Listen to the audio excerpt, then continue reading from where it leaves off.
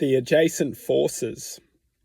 It's interesting that we're not taught in school about forces that become our greatest obstacles in life. They create a life that we have to learn to evolve from. Otherwise, we will feel trapped, insecure, fragile, unmotivated, disorientated, lost, saddened by the fact that we have never been able to overcome these forces. We've never been able to become the master of these forces. We've never been able to transform within these forces.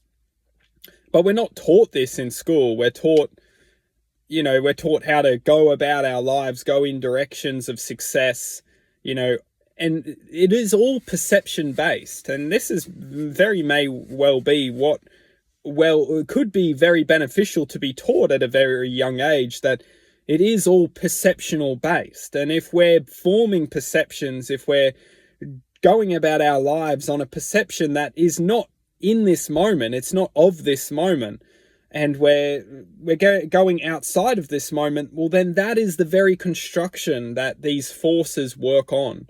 They work outside of this moment. They work on and twist the now moment, who we are, and the infinite self of who we can become, who we can transform into.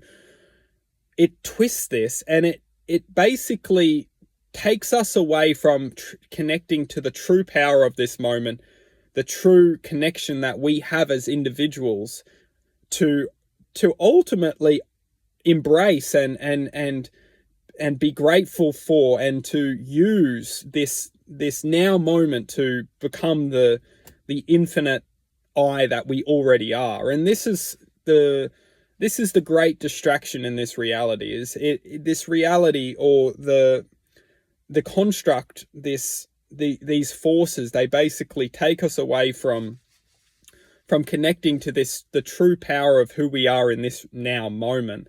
And it basically dictates through our perception, our minds, of who we need to become, and ultimately this severs the connection to who we are in our true spirit, in our true